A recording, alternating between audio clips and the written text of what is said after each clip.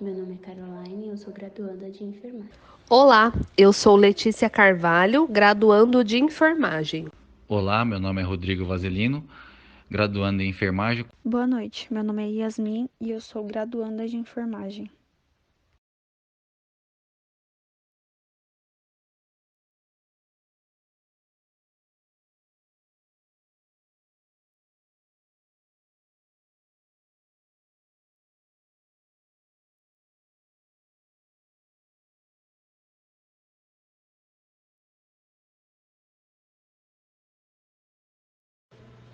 Quais notificações compulsórias devem ser realizadas?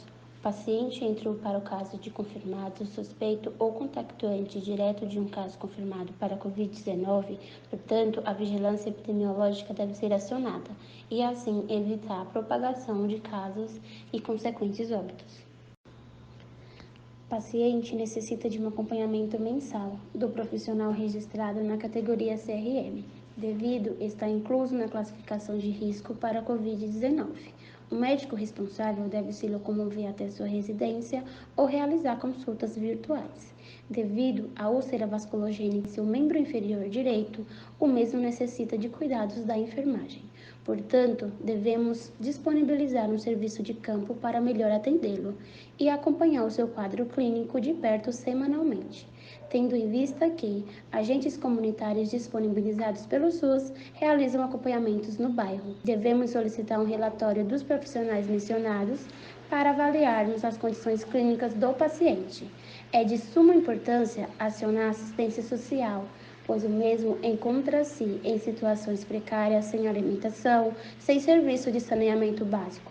Encontra-se, na maioria das vezes, sozinho, sem condições de cuidar de si próprio, tendo como responsável sua família e necessita de apoio psicológico, pois o mesmo pode estar desencadeando um quadro depressivo ao dizer que está ali só fazendo hora extra, como se não fosse importante para os demais. Devido ao paciente apresentar sintomas gripais e para não se manifestar o vírus pelo bairro, os membros da família devem adotar a medida de isolamento domiciliar até o resultado do exame para a confirmação do vírus da Covid-19 estar pronto. Teste de cuidar. Quais são os índices relevantes da coleta de dados para o levantamento do diagnóstico de enfermagem? Paciente com IMC de 18, ideal deve ser mantido em 22 e 27. Perímetro da panturrilha, perímetro de 26 centímetros, redução da massa muscular sarcopênia. Ideal, valores adequados, perímetro entre 31 e 34. Consequências: risco de quedas, diminuição da força muscular e dependência funcional. APA 160 por 110, hipertenso, pulso 94. Ideal para idoso é de 50 a 60. Glicemia pós-prandial 180. O ideal é inferior a 140. Diabético. Refere a 5 dias tem tosse, dor de garganta, inapetência, que é ausência de apetite, alteração do gastrointestinal, anosmia, perda de olfato. Sintomas disso pode ser Covid-19.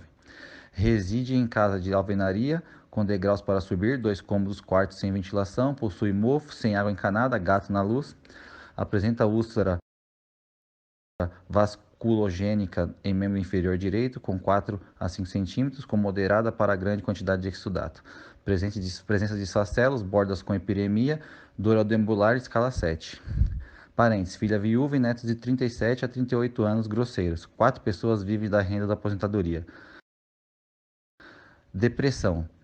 Sente incomodado por sua idade. Investigar sinais de violência psicológica de nível de convívio familiar. Papéis e relacionamentos, que entra em processos familiares disfuncionais, que é o funcionamento familiar que falha em sustentar o bem-estar de seus membros. Tem os comportamentais, que é culpar a si mesmo e a dependência, os emocionais, que é o abandono, culpa, frustração, rejeição, solidão, vergonha e constrangimento. Nutrição desequilibrada para satisfazer as necessidades básicas, tendo como características definidoras a ingestão de alimentos menor que a ingestão diária recomendada, interesse insuficiente pelos alimentos, peso corporal 20% ou mais baixo do ideal e tônus musculares insuficiente. O fator relacionado é a ingestão alimentar insuficiente e a população os desfavorecidos economicamente. Risco de glicemia instável, que é a suscetibilidade à variação dos níveis séricos de glicose em relação à faixa normal, que pode comprometer a saúde, tendo como fatores de risco o conhecimento insuficiente sobre o controle da doença, a ingestão alimentar insuficiente e a perda de peso excessivo. infecção, a suscetibilidade à invasão e multiplicação de organismos patogênicos que podem comprometer a saúde. Os fatores de risco são a alteração na integridade da pele e a desnutrição. Integridade da pele prejudicada, que é a epiderme ou derme alterada. As características são a alteração da integridade da pele, dor aguda e a vermelhidão.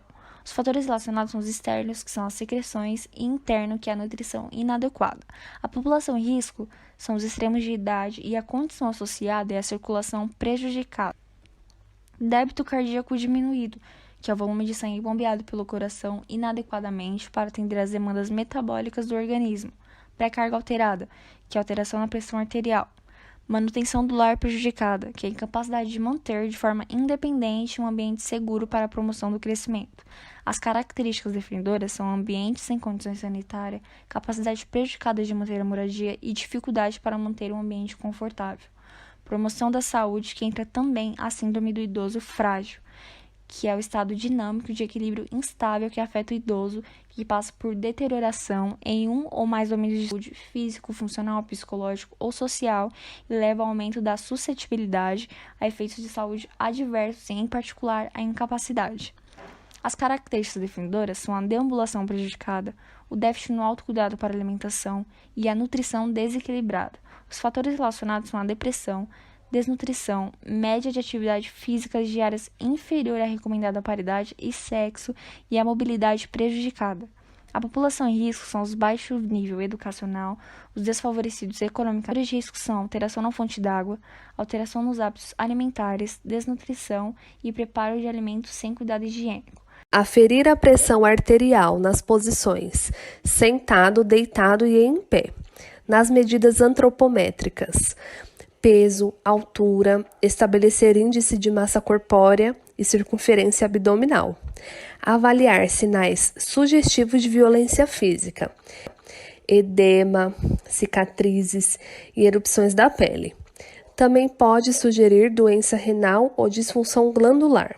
Nos olhos, acuidade visual, uso de óculos, sensibilidade à luz, edema, congestão, lacrimejamento, secura, catarata, movimentos extraoculares, queda palpebral e coloração da esclera.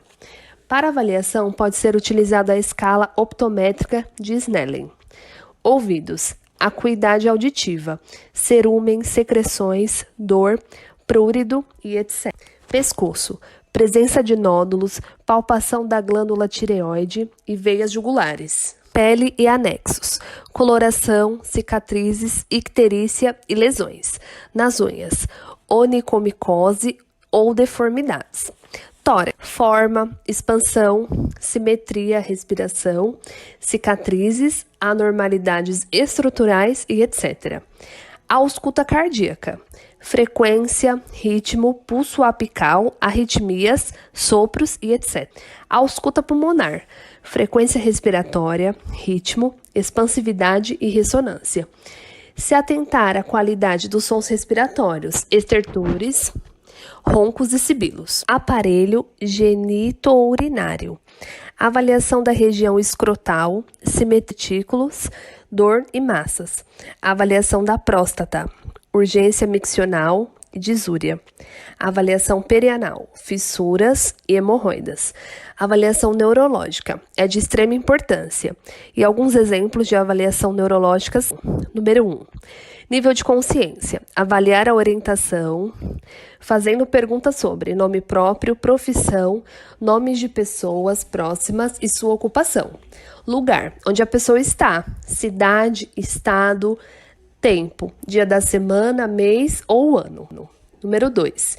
Função motora. Verificar o movimento voluntário de cada extremidade através de comandos específicos, como, por exemplo, peça para o paciente levantar as sobrancelhas, franzir a testa, mostrar os dentes, apertar as mãos.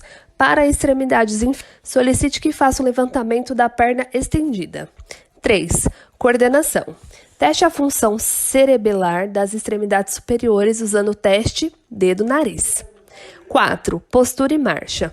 Pedir ao paciente para caminhar e observe marcha e postura. De acordo com o protocolo do idoso, o enfermeiro pode solicitar os seguintes exames: hemograma completo, glicemia, ureia, creatinina, sódio, potássio, cálcio, ácido úrico, proteína total e frações, colesterol total e frações, triglicérides, gama GT, TGO, TGP,